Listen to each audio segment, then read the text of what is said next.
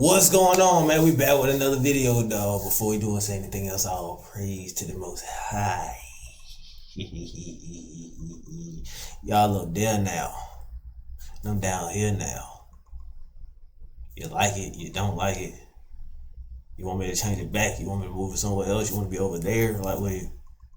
Anyway, today we have your life as a CIA. Wait, you're like, what the fuck is all these sounds and shit? Y'all hear this? Your life as every CIA Black Ops rank. Would y'all be in the CIA? I wanted to be in the CIA, but only as like a real life special agent. I ain't gonna hold you. Cause you gotta think about it. Y'all ever seen Nikita? If I'm not doing that, I don't wanna do it. You click submit and wait. Why can't I hear Jack Diddley squat? 6 months later, you get an email. They want to interview you. You fly to Virginia on your own dime. The building looks like any other government office. Fluorescent lights, bad coffee. A man in a gray suit asks you questions for 4 hours. Where did you grow up? What languages do you speak? Have you ever used drugs? Have you ever been arrested? Have you ever traveled to certain countries? The questions seem random, but they're not. They're building a profile. They're looking for patterns. They're looking for lies. You pass the interview. Then comes the polygraph. You sit in a chair with sensors strapped to your chest, your fingers, your arm. A technician asks you questions while monitoring your heart rate, your breathing, your skin conductivity. Have you ever committed a crime you weren't caught for? Have you ever betrayed a friend? Have you ever had thoughts about harming yourself or others? The machine can't actually detect lies, but you don't know that. You sweat. You stutter. You tell the truth because you're terrified of what happens if you don't. All right. 3 weeks later, you get a letter. You've been accepted into the clandestine service trainee program. Welcome to the CIA. Level 2, the trainee. Okay. They send you to Camp Peary, Virginia. The locals call it the farm. It's 9,000 acres of woods, swamps, and training facilities surrounded by fences and armed guards. I'm from Virginia, so all I gotta do is go back home to be in the CIA. That's what you're telling me. Go back home to be in the CIA and tell the truth. It ain't easy enough to me. For the next 18 months, this is your home. 18. You wake up at 5 a.m. You run 5 miles before breakfast. You sit in classrooms learning about foreign governments, terrorist organizations, and intelligence tradecraft. Tradecraft is the CIA's word for spy skills. You learn how to spot surveillance. There's a car that's been behind you for 3 turns. There's a man reading a newspaper who looked at you twice. There's a woman on a park bench who was at the coffee shop this morning. You learn to see patterns that civilians miss. You learn how to lose a tail. You duck into a department store, walk through 3 floors, exit through the loading dock, hop in a waiting car, and disappear. You learn how to pick locks, crack safes, plant bugs, and photograph documents without being detected. You practice on real equipment. The safes come from embassies. The locks come from government buildings. You learn how to recruit assets, which is their word for convincing people to betray their countries. You study psychology, manipulation, persuasion. You learn the 4 motivations: money, ideology, coercion, and ego. Everyone fits into one of these categories. Your job is to figure out which one and exploit it. You run practice operations in nearby cities: Richmond, Norfolk, Washington. Your instructors play the role of foreign intelligence officers trying to catch you. If they catch you, you fail. If you fail too many times, you're out. The washout rate is 40%. Some people crack under the pressure. Some people can't handle the deception. Some people are too moral for this work. The people who make it aren't necessarily the smartest or the strongest. They're the ones who can think on their feet. They're the ones who can lie convincingly to anyone, including themselves. They're the ones who can compartmentalize, who can do terrible things and then go home and eat dinner with their families like nothing happened. You graduate in the top 15% of your class. They give you a badge and a cover identity. You are now a CIA operations officer. Your real career is about to begin. Level 3, the case officer. Do you get paid while doing all this? Because if so, I might consider this YouTube stuff don't work out. I'll be in y'all bushes or something. Your first posting is an embassy in Eastern Europe, a former Soviet bloc country still figuring out whether it's going to be an ally or an adversary. Officially, you're a political attaché. Your name is on a diplomatic list. You have an office in the embassy. You attend diplomatic functions in uncomfortable suits, making small talk with people you're secretly evaluating as potential targets. You shake hands with local officials and remember everything they say. You write reports about economic conditions and political developments that go into classified cables back to Washington. Unofficially, you're a spy. Your real job is to recruit assets. An asset is anyone who has access to information you want. A government official who attends cabinet meetings. A military officer who knows troop deployments. A scientist working on weapons programs. A businessman who travels to places Americans can't go. A secretary who handles classified documents. Anyone with access is a potential target. You identify targets. You study their habits, their weaknesses, their vulnerabilities. Does he have money problems? Does she have a sick child who needs expensive treatment? Is he ideologically sympathetic to American values? Is she angry at her government for some personal slight? I see how tired I'm getting. Look, bro, this is a lot. It's a lot. I ain't gonna lie. I ain't gonna hold you though, bro. Hey, that sick kid. That's kind of messed up. That's kind of messed up. Everyone has a pressure point. Your job is to find it and press it. Your first recruitment takes 8 months. He's a mid-level bureaucrat in the foreign ministry. He has access to diplomatic cables. He has gambling debts. You approach him at a casino. You buy him drinks. You become his friend. You loan him money to cover his losses. Then you loan him more. Then more. By the time he realizes what's happening, he owes you $50,000. You don't ask him to betray his country. You ask him to share some documents. Just a few. Nothing important. Just enough to pay off his debt. He agrees. He has no choice. You now have an asset inside the foreign ministry. You file a report. Your supervisors are pleased. Level 4, the knock. Most CIA officers work under official cover. They're diplomats or military attachés or trade representatives. They have badges. They have offices in the embassy. If they get caught doing something they shouldn't, they have diplomatic immunity. They get expelled from the country. It's embarrassing, but not dangerous.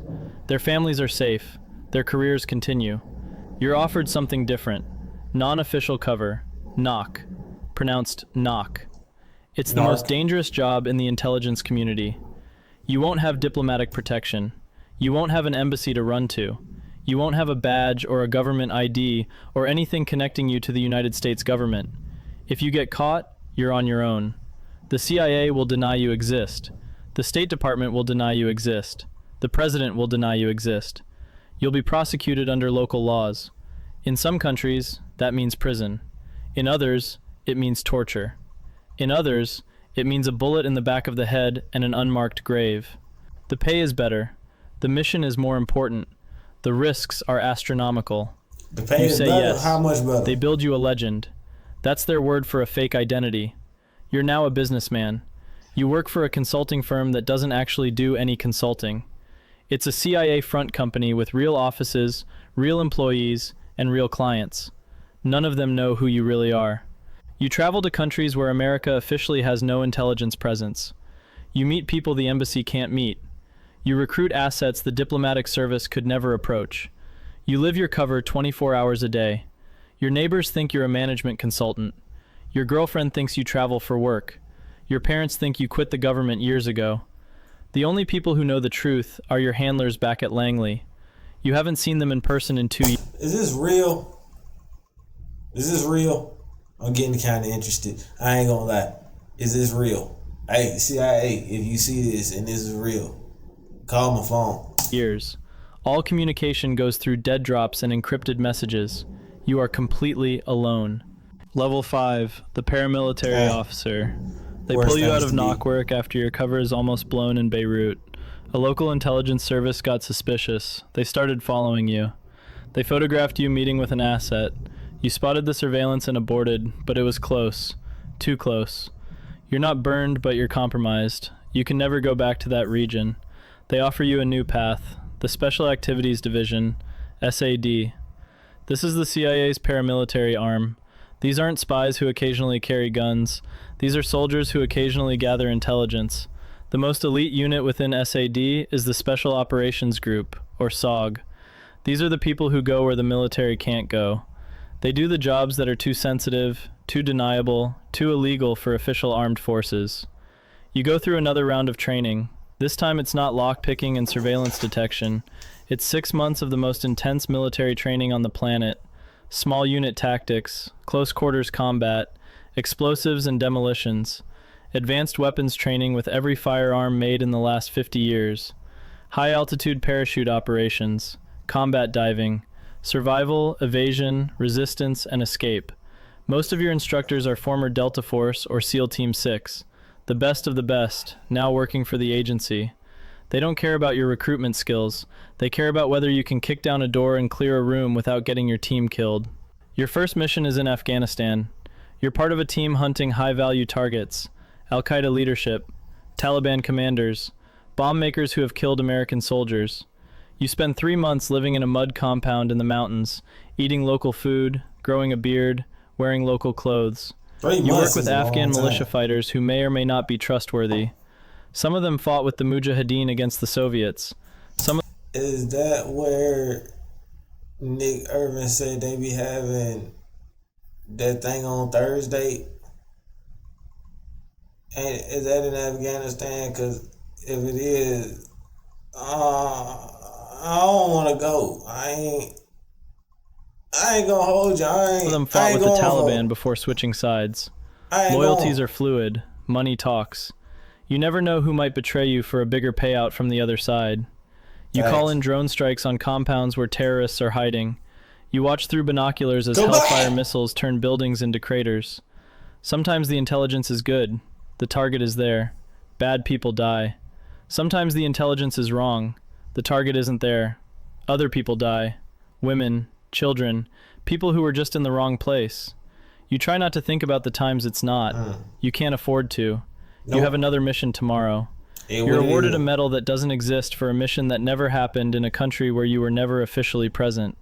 Your family will never know what you did or why you sometimes wake up screaming. Level 6, the team leader. After 5 years in SAD, you're promoted to team leader. You run your own unit now. 8 operators. 4 paramilitary officers like yourself. Career CIA. 4 contractors who used to be special operations forces. They make 3 times your salary, but you make the decisions. You're responsible for the mission. You're responsible for their lives. Your team is deployed to Libya during the civil war. Gaddafi is falling. The country is chaos. What the hell is Militias Gaddafi? are fighting each other in the streets. Weapons depots are being looted. Your mission is to locate and secure chemical weapons before they fall into the wrong hands. The wrong hands could be Al-Qaeda, could be ISIS, could be any of a dozen groups that would love to have mustard gas or sarin. You spend 6 weeks in Tripoli while the city burns around you. You operate at night. You sleep during the day, 2 hours at a time, in safe houses that change every 48 hours. You bribe militia commanders for information. You interrogate prisoners captured by friendly forces. You pay informants who might be lying, might be setting you up, might be working for the other side. You raid weapons depots in the middle of the night, kicking in doors, never knowing if you'll find empty rooms or armed guards. You find 3 caches of mustard gas that the official report said didn't exist. 15 tons of chemical weapons that could have killed hundreds of thousands of people. You destroy them in place because there's no safe way to transport them. You rig explosives and incinerate everything. On your last night in country, your convoy is ambushed. 1 of your men is killed, 2 are wounded. You carry one of them half a mile to the extraction point while bullets snap past your head. The helicopter arrives, you get out. The mission is classified as a success. You write letters to the families of the dead and wounded. The letters are lies. You can't tell them what really happened. You can't tell anyone. Level 7, the station chief. You've been in the field for 15 years. Your body is breaking down. Old injuries that never healed right. A shoulder that dislocates if you move it wrong from that fall in Afghanistan. Knees that ache every morning from too many parachute landings. Ringing in your ears that never goes away from too many explosions. You're 42 years old and you feel 60. The doctors tell you that you can't do field work anymore. Too many concussions, too much damage. They offer you a desk job, but not just any desk job. Chief of Station, COS. You're now the senior CIA officer in an entire country. This is one of the most powerful positions in the intelligence community. Every operation, every asset, every piece of intelligence flows through you. You manage 40 officers, case officers, reports officers, technical specialists, That's a lot. security personnel. You manage hundreds of local assets, agents who report to your officers, informants who provide tips, access agents who can get into places you can't. You meet with the ambassador every morning to coordinate with the diplomatic mission. You meet with local intelligence services to maintain liaison relationships. Some of them are allies. Some of them are adversaries pretending to be allies. Some of them are assets you recruited years ago who are now running their own services. The politics are exhausting. Washington wants results. The embassy wants to avoid incidents. The local government wants to know why Americans keep showing up in places they shouldn't be. You balance all of it.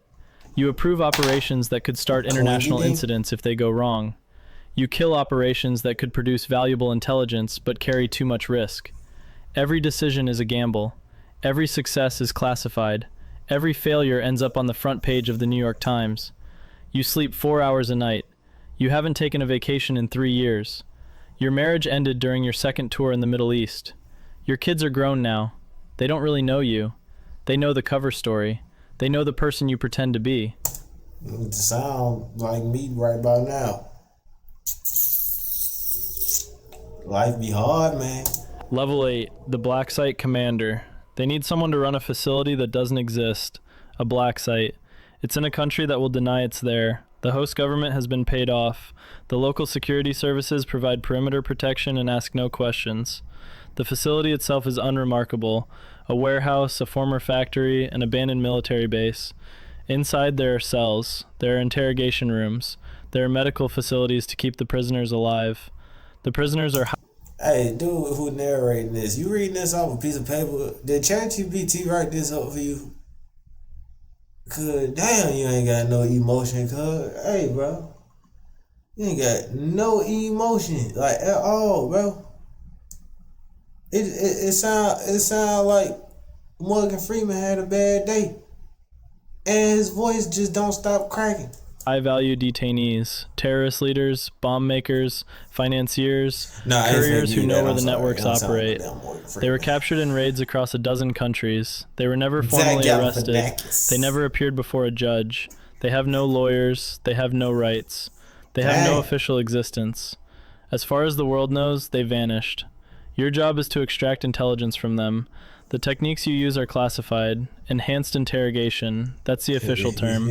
Sleep deprivation, stress positions, temperature manipulation, waterboarding. Some of these techniques... Give me 15 minutes. I don't need to do none of that. Give me 15 minutes. Give me 15 minutes. Me, right now. Yeah, you, him. Yeah, I don't give a damn. 15 minutes. You coming off of anything I want to know, I promise you. Were legal when you started using them. Some of them were made legal retroactively by Justice Department memos. Some of them are still being debated by lawyers in Washington who have never been in a room with someone who knows where the next attack is coming from. You tell yourself it's necessary. You tell yourself the information saves lives. You tell yourself the people in those cells would kill millions of Americans if they had the chance. They will. Some nights you believe it. Some nights you lie awake staring at the ceiling, wondering if you're still one of the good guys. You run the facility for 2 years. When you leave, they give you a commendation that will never appear in any record. Damn. The facility continues to operate. Someone else is running it now. You don't ask who. You don't want to know. Level 9, the division director. You're back at Langley now, headquarters. The building you first entered 25 years ago as a nervous applicant. Now you walk past the memorial wall with 139 stars for officers who died in service. Some of them were your friends. Some of them died on operations you planned. You run an entire division of the National Clandestine Service. Maybe it's the Near East Division, covering the Middle East. Maybe it's the Special Activities Center, overseeing all paramilitary operations. Maybe it's the Counterterrorism Center, hunting the people who want to kill Americans. Hundreds of officers report to you. Thousands of assets worldwide feed information into your systems. Billions of dollars in black budget funding flow through your account. Do you see how many zeros that is back there, bro? That ain't even a real number. Do you see how many zeros that is back there, bro? I couldn't beat it. Hey, I ain't gonna hold you, bro. I promise you at least $3, $4, $5 million gonna disappear. Ain't nobody gonna miss it. Look at it. Look at this budget, the classified budget. You mean to tell me one little number, like right about here, one little number change, somebody gonna care? Money that doesn't appear in any congressional report. Money that officially doesn't exist. Exactly. You brief the president on covert operations. You sit in the Situation Room at the table with the Secretary of Defense and the National Security Advisor, while decisions are made that will never be acknowledged. You recommend targets for drone strikes. You authorize operations in countries where we're not officially operating: Syria, Iran, Pakistan, countries that are technically allies, countries that are technically enemies, countries where the line between the two changes week to week. You sign off on activities that would be war crimes if anyone ever found out about them. How much you getting testify paid before though? congressional intelligence committees, but the real briefings happen in closed sessions with no transcripts. The senators ask questions. You give answers that are technically true but carefully incomplete. Everyone in the room knows the game. They don't want to know the details. They want plausible deniability. You give it to them. The operations continue. The bodies pile up in countries most Americans couldn't find on a map. The intelligence flows. Some of it prevents attacks. Some of it leads to more attacks. The whole thing is a machine that runs on secrets and blood, and you're one of the people who keeps it running. Level 10, the ghost. Jesus You Christ. retire after 30 years. 30 years of secrets. 30 years of operations that never happened. Am I 30 rich? years of assets recruited and betrayed and Am I sometimes rich? killed. Am I rich? 30 years of decisions that change the course of history in ways that will never be written in any book. Am I rich? There's a small ceremony in a conference room at Langley. It's 50 talking about you people being attend. rich. Most of them you've worked with for decades. A few are officers you mentored who are now running their own divisions. The director gives a speech about your service to your country. He talks about sacrifices. He talks about dedication. He talks about the price of freedom. Your colleagues applaud. Some of them are crying. You receive a medal, the Distinguished Intelligence Cross, the highest award the CIA can give. It will sit in a box in your closet because you can't display it. You can't explain it. You can't tell anyone what you did to earn it. You sign more non-disclosure agreements. You're reminded that everything you did, everything you saw, everything you know is classified for the rest of your life. You move to a house in Virginia, far from the city. You don't have many friends. The people you worked with are scattered around the world or dead. The people you knew before the agency are strangers now. You can't tell them where you've been for 30 years. You can't explain the scars. You can't explain why you wake up at 3 a.m. and walk the perimeter of your property looking for threats that aren't there. Your pension is generous. Your health care is excellent. The threats that aren't there. How generous? How generous? What is this?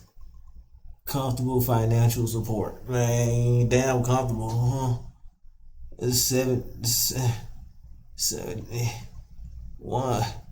I don't know, but that better be 100 million. That better be 700,000 or something. That better be her. Shit. Your pension is generous. Your health care is excellent. The government takes care of its own, at least financially. But you're alone with your memories. The assets you recruited who were caught and executed. The operations that went wrong. The people you interrogated. The people you killed. None of it officially happened. None of it will ever be acknowledged. You are a ghost. You did things that your country needed done. Things that would horrify most citizens if they knew. You carry that weight alone. You'll carry it until you die. And when you die, there will be a star on a wall at Langley. No name, just a star. One more anonymous sacrifice in a war that never ends. Somewhere, in a college dorm room, or a suburban apartment, or a military barracks, a young person is filling out an application on the CIA website. They're dreaming of adventure. They're dreaming of serving their country. They're dreaming of being part of something bigger than themselves. They're imagining Jason Bourne and James Bond and all the fictional spies who make this life look glamorous. They have no idea what they're really signing up for. They don't know about the loneliness, the moral compromises, the things they'll see that they can never unsee. They don't know that this job will hollow them out and fill them back up with secrets. But they'll learn. They always do. The cycle begins again. Level 1. Shit. It sounds like my life right about now, but I ain't getting paid for it, so. Shit. Let me see something real quick. Let me see something. Let me see something real quick. Yeah, let me see something real quick. Give me like 1 second. Let's see something. Yeah. Let's, how we hire working at the CIA student program. How working at the CIA. Let's see something real quick. Yeah. Do y'all got a career section? Okay. Hiring process, career opportunities, contact the CIA. I should have contacted them and be like, y'all niggas hiring? No. In all seriousness, though. What's down here? Career at the CIA. Okay. Why work at the CIA? Don't care. I got my own agenda. Just know that I'm a valuable asset to your branch of government, whatnot.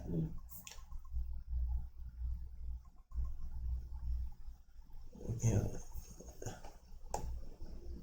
Oh, I forgot this classified. I'm sorry. I'll catch y'all in the next one, bro. Eat fruit and go get some money. And if you don't got nothing better to do, get a job at the CIA. Obviously, shit. I don't know. Fuck it.